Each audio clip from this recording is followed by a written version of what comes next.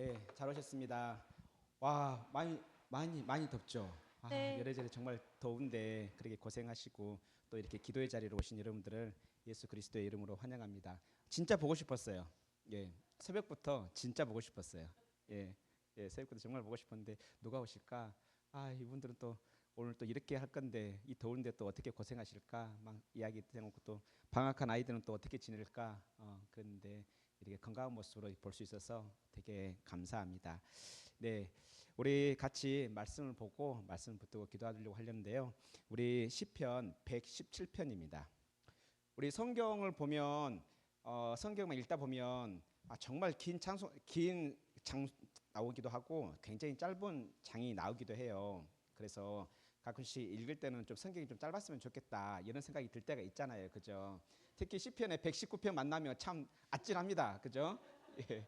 그런데 오늘 본문은 굉장히 짧습니다. 아마 성경 중에 제일 짧은 장일 거예요. 예, 우리 같이 117편 1절과 2절입니다. 이게 한 장입니다. 이게 한 장. 이 정도면 하루에 10장 이상 읽을 수 있을 것 같아요. 그죠? 네, 우리 같이 한 목소리로 합독하도록 하겠습니다. 시작. 너희 모든 나라들아 여호와를 찬양하며 너희 모든 백성들아 그를 찬송할지어다. 우리에게 향하신 여호와의 인자하심이 크시고 여호와의 진실하심이 영원함이로다. 할렐루야. 아멘. 네. 오늘 본문에 이게 이제 저희 이제 그 번역 성경에 이렇게 나와 있지만 본문이 지금 두 절이잖아요. 두 절이 할렐루로 시작해서 할렐루야라고 끝나요. 예, 할렐루로 시작해서 할렐루야로 끝나요. 할렐루는 너희는 찬양하라 이 뜻이에요. 너희는 찬양하라. 그래서 뒤에가 이제 야가 붙으면 여호와 아니면 뭐 엘로힘 여호와라는 뜻이거든요. 그래서 우리 성경 보면 성경 그 여러 인물 중에 보면 뭐뭐 야로 끝나는 사람 많죠. 예를 들어 히스기야. 그러면 이 야가 하나님이라는 뜻을 갖고 있어요. 그러니까 성경의 인물들의 대부분 그 성경의 그 이름의 제일 뒤에가 뭐뭐 엘로 끝나거나 뭐뭐 야로 끝나면은 하나님이라는 의미를 갖고 있다 생각하면 거의 맞습니다. 그래서 오늘 본문은 할렐루로 시작해서 할렐루야로 끝나는 거죠. 그러니까는 너희는 찬양하라. 그다음 끝날 때는 너희는 하나님을 찬양하라 이런 뜻인 거예요. 그래서 우리가 할렐루야 그러면 그게 너희는 하나님을 찬양하래요. 그러니까 너희 그러니까 2인칭 복수로 해놓은 명령이죠. 그래서 그렇게 이해하시면 될 것 같습니다. 그래서 오늘 본문은 하나님을 찬양하라라고 되어 있는데 1절에 보면은 하나님을 찬양하라라고 하면서 시편 기자는 지금 권면을 하고 있어요. 당신들은 찬양하십시오. 여러분들은 찬양하십시오 라면서 그 여러분들이 누구냐? 첫 번째로는 모든 나라들, 그다음에 두 번째로는 모든 백성들, 모든 민족들 이야기를 하고 있는 거예요. 여기서 모든 나라들은 단순히 그냥 그 하나님을 아는 나라 여기만 포함은 되는 것이 아니라 하나님을 모르는 모든 나라를 이야기해요. 하나님을 알든 모르든 하나님을 믿든 믿지 않든 그 나라를 포함해서 하나님을 믿는 이스라엘까지 포함 모든 나라들을 말합니다. 그래서 너희 모든 나라들은 너희 모든 열방들은 여호와를 찬양하라라고 하고 있는 거죠. 그러면서 이제 좀 더 구체적으로 이제 나라로 말했다면 이제는 그 나라에 속한 민족들 백성들한테 또 이야기를 하는 거죠. 그래서 나라뿐만 아니라 그가 속해 있는 백성들은 다 뭐하라? 그를 찬송하라라고 말합니다. 그러면서 2절부터는 이제 그 이유를 말해요. 우리 본문에서는 그 이유란 말이 안 나와 있는데 히브리어의 그 키라는 왜냐하면이라는 단어가 지금 번역이 안 돼 있어요. 그런데 영어 번역에는 그 번역이 되어 있거든요. for로 해가지고 번역이 돼 있어요. 그래서 2절은 결국에는 1절에서 너희 모든 백성들아 하나님을 찬양하라 할렐루 엣 야훼 아도나이 이렇게 하고 있는데 그 뒤에 왜냐하면 이렇기 때문이다라고 말하고 있는데 왜냐하면으로 번역할 수도 있지만 또 이렇게 찬양하라라고 또 번역할 수도 있어요. 그러면 결국 우리의 찬양의 제목이 2절이 될 수도 있고 우리가 찬양하는 이유가 2절이 될 수가 있는 거예요. 그걸 두 가지로 말합니다. 만약 이유로 말한다면 우리에게 향하신 여호와의 인자하심이 크시기 때문이다. 첫 번째 이유. 두 번째 이유는 여호와의 진실하심이 영원하기 때문이다. 이렇게 이유인 거죠. 그래서 이 이유를 아는 사람, 그냥 이러한 하나님께서 우리에게 베풀어 주신 이 두 가지 은혜를 아는 사람은 그러면 이제 이렇게 찬양해라. 우리를 향하신 여호와의 인자하심이 크도다 이렇게 찬양해라. 혹은 여호와의 진실하심이 영원하도다라고 찬양하라는 거죠. 그러면서 이제 또 다시 한번 권면합니다. 할렐루야 그러면서 너희는 하나님을 찬양하라라고 하면서 끝나는 겁니다. 굉장히 짧죠. 짧으면서도 하나님께서는 모든 백성들에게 명령합니다. 너희는 하나님을 찬양하라. 너희들이 하나님을 알든 모르든 모든 백성들은 찬양하라. 그 이유는 이번 주일에 설명하도록 하겠습니다. 그리고 여기서 이제 인자, 보통 우리가 인자라 하면은 어떻게 이해하세요? 여기서 인자로 번역된 히브리어 단어는요, 헤세드예요. 헤세드. 헤세드는 먼저 하나님께서 인간에게 조건 없이 베푸시는 사랑, 은혜, 자비, 긍휼, 아니면 변함없는 사랑, 끊임없는 사랑, 이런 의미를 갖고 있는 거죠. 조금 감이 오죠. 그러니까 이 단어가 어떨 때는 은혜로 번역이 되기도 하고, 어떨 때는 사랑으로 번역이 되기도 하고, 어떨 때는 자비로 번역이 되기도 하고, 어떨 때는 긍휼로 번역이 되기도 합니다. 그래서 1차적으로 헤세드는 하나님께서 우리를 향한 사랑, 우리의 어떤 조건이나 공로나 어떤 우리의 됨됨이를 보고 사랑하는 것이 아니라 단순하게 하나님의 언약 때문에 사랑한다. 그래서 이게 헤세드입니다. 하나님의 언약 때문에 우리를 사랑한다. 이게 굉장히 중요합니다. 왜냐하면 그 뒤에 하나님의 진실하심의 금이와 연결이 되기 때문이에요. 여기서 또 크다라고 번역된 단어가, 여기서는 크다 그러니까 그냥 인자심이 우리에게, 여호와의 인자심이, 우리를 향한 여호와의 인자심이 우리에게 정말 크구나라고 하면은 조금 그렇게만 해도 좋다 이렇게 되잖아요. 하나님의 은혜가 진짜 크다. 하나님 나를 향한 사랑이, 그 사랑 끊임없는 변함없는 그 사랑이 진짜 크다. 이것만으로 되게 우린 좋잖아요. 그런데 이 크다라고 번역된 히브리 단어를 직역하면은 넘치다라는 뜻이에요. 여러분들 혹시 창세기 읽다 보면은 대홍수 사건 기억나죠? 노아의 대홍수 사건. 여기서 하나님께서 궁창 위에 있는 물과 또 깊은 샘 위에 물을 확 터뜨리면서 그 물이 이제 막 넘치기 시작하잖아요. 그래가지고 뭐라고 나온다면 그 물이 온 땅에 넘치더라 할 때 그 넘치다는 단어, 이 단어와 같은 단어예요. 그러니까 문맥에 따라서 넘치다라고 번역할 수도 있고 크다라고 번역할 수도 있고 견고하다 번역할 수도 있는데, 여기서는 크다라는 번역보다는 넘치다라는 번역이 좀 더 맞을 것 같아요. 왜냐하면 여기 보면 우리를 향하시니라고 지금 나와 있잖아요. 이 말도 참 잘 맞아요. 왜냐하면 우리를 향하신 하나님의 인자심이니까. 그런데 히브리 원어를 직역하면요, 우리 위에라고 단어 있어요. 우리 위에. 그러니까 우리 위에 크다라 그러면 조금 뉘앙스가 조금 좀 어색하잖아요. 그러니까 직역하면 이런 거죠. 여호와의 인자심이 우리 위에 넘치도다, 이렇게 직역할 수가 있는 거죠. 그러면 좀 감이 확 오죠. 예. 그러니까 하나님께서 우리에게 그 사랑과 긍휼과 자비와 은혜를 베풀어 주시는 것은 우리의 어떤 조건을 보는 게 아니라 그냥 하나님의 주권적으로 그냥 우리 위에 확 부어 주시는 거예요. 얼마큼 부어 주신다? 넘치도록. 예. 이것이 첫 번째 이유인 거예요. 이것을 경험한 사람은 어떻게 하나님을 찬양하지 않을 수 있겠어요? 그렇죠? 그래서 2절에 보면 우리란 단어를 넣고 있어요. 우리는 어떤 사람들일까요? 하나님을 모르는 사람들일까요? 아는 사람들일까요? 당연하죠. 아는 사람들인 거예요. 그러니까 일단은 1절에서는 하나님을 알든 믿든 믿지 않든, 알든 모르든 이 모든 민족들은 하나님을 찬양해라. 그 중에 특별히 우리 위에 그 하나님의 사랑과 은혜와 자비를 넘치도록 부어주신 그 하나님을 찬양해라. 이와 같이 찬양해라. 하나님께서 나에게 부어주신 그 은혜가 너무나 큽니다. 내가 감당 못할 만큼 큽니다. 내 잔이 넘치나이다라고 그렇게 고백했던 것처럼 우리가 그렇게 고백하는 거예요. 그런데 이제 또 생각이 들 때가 있죠. 내가 그렇게 많이 은혜를 넘친 것 같지는 않은데, 받은 것은 인정, 그건 넘치는 것 같지는 않은데라고 생각하시는 분들이 간혹 있을 수 있습니다. 근데 지금 여기 이제 금요기도회로 오신 분들은 어쨌든 하나님을 경험하기 위해서 오셨기 때문에 그 은혜를 분명히 경험하게 될 것입니다. 실제로 우리가 면밀히 생각해 보면요, 하나님께서 우리 위에 부어주시는 하나님의 그 사랑, 그 자비, 은혜는요 정말 넘칩니다. 왜냐하면 우리는 그 사랑을 받을 자격이 없거든요.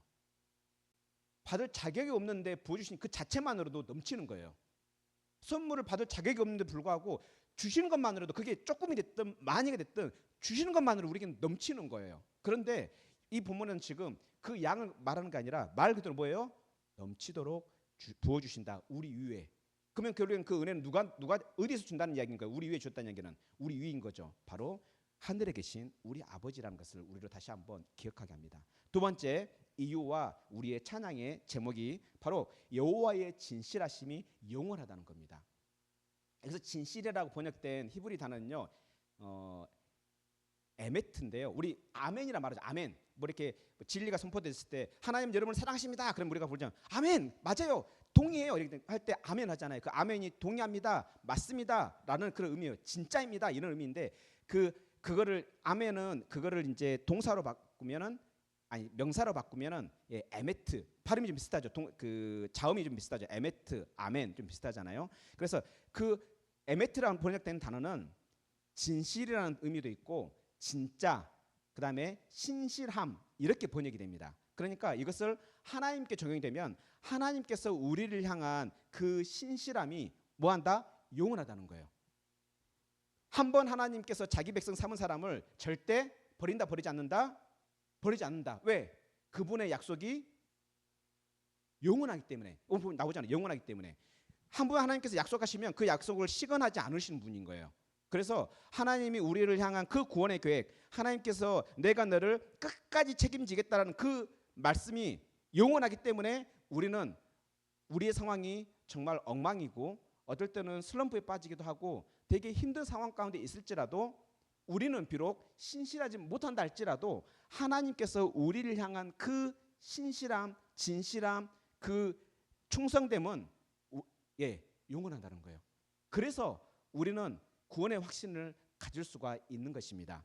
우리가 믿음이 좋아서가 아니라 우리를 붙들기시겠다, 우리와 영원토록 함께 하시겠다는 예수님의 그 말씀, 그 약속이 영원하기 때문에. 왜냐하면 삼위일체 하나님은 그 신실하심이 영원하기 때문에, 그 진실하심이 영원하기 때문에.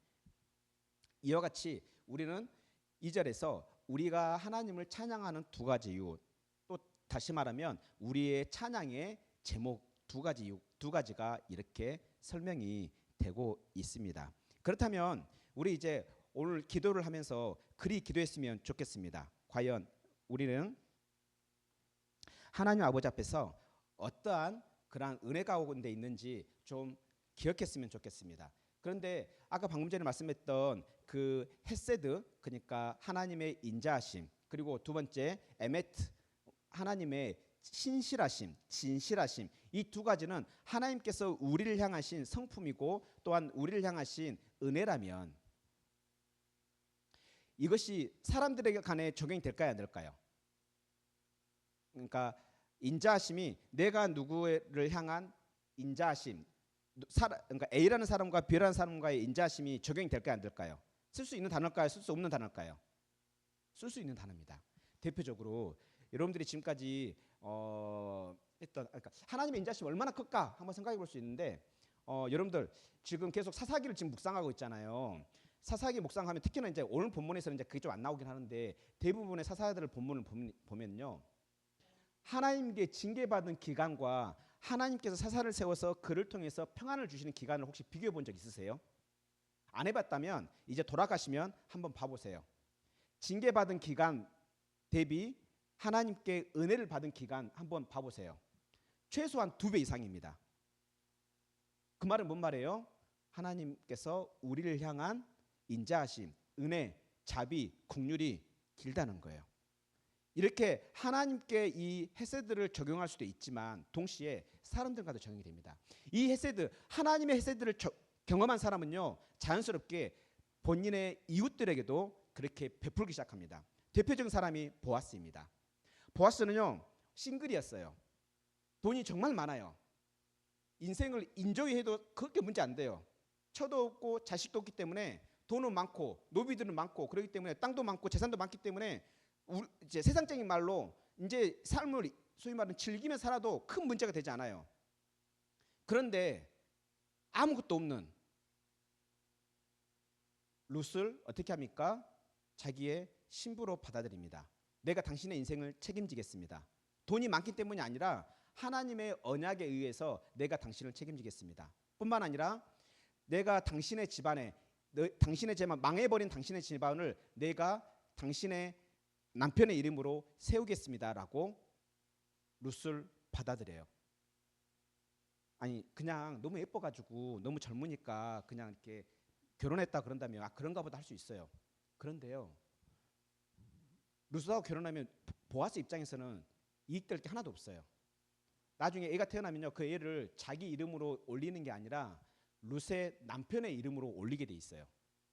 그 다음에 둘째 애부터 자기 이름을 이렇게 대를 잇는 그런 아이가 되는 거예요. 입장 바꿔 생각해 보세요. 여러분들 만약 그런다면 결혼하시겠어요?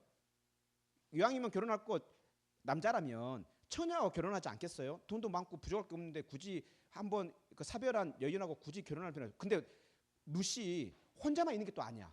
룻에게 또 누가 있었어요? 예, 그가 보살펴야 할 시어머니까지도 있었어요. 그런데 보아스는 그걸 모두 다 감수를 합니다. 왜요? 보아스는 하나님의 헤세드를 경험했던 사람들이에요. 뿐만 아니라 룻 또한도 어찌 보면 남편을 사별했잖아요. 그러면 이제 시어머니하고는 어찌 보면은 남남이 될 수도 있는 거잖아요. 심지어는 시어머니가 나오미거든요. 나오미가 룻한테 가라 했잖아요. 야, 너 그냥 가서 출가해라. 더 이제 출가해서 다시 이제 새로운 남편 만나서 정말 행복하게 살아라고 하면서 계속 보냄에도 불구하고 룻이 어떻게 했어요? 거절을 하잖아요. 끝까지 나오미를 따라가요. 어찌 보면 그게 더 고생길이잖아요. 차라리 다시 좋은 남편 만나서 결혼해가지고 사는 게 본인 입장에서는 그게 더 좋은 거 아닙니까? 그럼에도 불구하고 그 좋은 길을 포기하고 자기의 나이든 시어머니를 봉양하기 위해서 좀 더 근본적인 목적은 그 시어머니가 들려주셨던 그 여호와 하나님을 자기도 믿고 싶어서 자기의 시어머니를 따라갑니다. 그것도 그 따라간 지역은요, 자기 민족의 나라가 아니에요. 다른 나라예요. 이게 얼마나 힘든 일이에요. 자기 나라에 있으면 그나마 그래도 이렇게 편하잖아요. 그런데 자기 나라가 아닌 다른 나라로 시어머니 따라서 시어머니가 들려주셨던 그 여호와 하나님을 함께 예배하고 싶어서 따라가요. 그 길이 결코 꽃길은 아니었어요. 왜? 그거 가면요, 그들이 가지고 있는 재산이 없어요. 진짜 말 그대로 가서 빌어먹어야 돼요. 가서 남의 집 어떤 뭔가를 해주거나 남의 밭에 가서 이삭을 주어서 그렇게 끼니를 때워야 돼요. 그걸 룻은 알고 있었어요. 그럼에도 불구하고 자기가 나오미를 통해서 받았던 그 하나님의 은혜, 그렇게 배웠던 하나님의 은혜, 그렇게 경험했던 하나님의 은혜가 크기 때문에 비록 그 길이 가시밭길이고 고난의 길이라 할지라도 하나님의 말씀에 따라서 갔던 거죠. 내 부모를 공경하라. 그 말씀 하나 붙들고 이제 그들이 베들레헴을 가죠. 이와 같이 헤세드, 은혜는요, 은혜를 경험한 사람, 하나님의 은혜를 넘치도록 경험한 사람이 이웃에게 그 은혜를 끼칠 수가 있다는 것을 알 수 있습니다. 정직함도 마찬가지죠.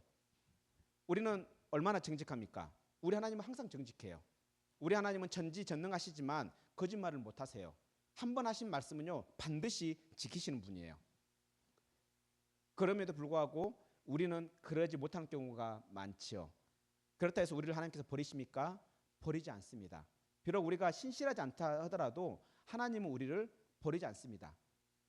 우리 진짜 화나면 너 호적에서 끊어버린다, 파버린다, 뭐 이런 말도 하잖아요. 옛날에 막 그래 했잖아요. 하나님 그런 협박까지도 하지도 않아요. 왜 그러냐면 하나님의 신실하심은 영원하기 때문입니다. 이와 같이 우리는 하나님의 그 넘치도록 우리에게 부어주시는 은혜를 경험할 때 비로소 우리는 사방의 주변의 이웃들에게 은혜를 끼칠 수 있고, 우리가 하나님의 그 진실하심, 신실하심의 그 영원함을 경험할 때 비로소 우리가 어떠한 상황에 있더라도 그 길을 걸어갈 수가 있고 그 이웃들에게 진실할 수가 있습니다. 이와 같이 오늘 본문은 먼저 하나님의 그 인자하심과 그리고 그 신실하심을 찬양하라 말합니다. 찬양한다는 것은 경험한 자만이 할 수 있습니다.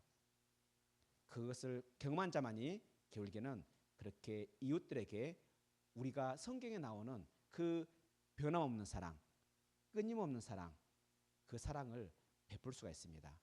비록 그걸로 인해서 우리가 어떠한 대가를 치른다 할지라도 그 길을 갈 수가 있습니다. 왜 그렇습니까? 우리 하나님께서 우리에게 하신 그 약속 언약의 말씀이 영원하기 때문입니다. 우리는 지금 아직 경험하지 못했지만 우리의 죄사함, 우리의 그 부활과 또 우리가 받게 될 그 상속할 하나님의 나라, 그리고 우리가 영원토록 누리게 될 생명을 아직은 경험하지 못했지만 우리는 그 약속을 붙들 수 있는 이유가 이 약속을 하신 하나님 아버지가 신실하시기 때문입니다. 그 신실하심이 영원하기 때문입니다. 그래서 우리는 이 하나님 아버지 앞에 하나님 아버지를 향해서 찬송할 수가 있는 것입니다. 오늘 말씀을 좀 기억하면서 우리 한번 기도했으면 좋겠는데, 우리 기도하기 전에 우리는 찬양을 좀 합시다. 먼저 하나님께서 나에게 찬양하라 했잖아요. 그죠? 좀 찬양하라 했죠. 찬양하라. 할렐루야 그러잖아요. 그죠? 그렇다 그러면 어떻게 됐습니까? 내 영혼에게 명령을 해야 돼요. 왜? 우리 마음 가운데 하나님을 찬양하고 싶은 마음들이 없을 수도 있어요. 왜? 삶이 지치고 삶이 어려우면요, 있던 찬양도 말라버립니다. 증발해버리기도 합니다. 그래서 우리는 그때마다 내 영혼을 향해서 명령해야 합니다. 내 영혼아, 하나님을 찬양하라. 아멘. 내 영혼아, 하나님을 찬양하라. 의지적으로 명령하면은 내 영혼은요, 하나님을 찬양하게 됩니다. 아멘. 뿐만 아니라 이 명령은 하나님을 향한 또한 기도이기 때문에 그 명령과 동시에 하나님께서는 성령을 통해 우리로 하나님을 향하여 찬양케 합니다. 그래서 우리 한번 내 영혼을 향하여 고백하는 마음으로, 하나님을 향하여 고백하는 마음으로 우리 한번 찬양합시다.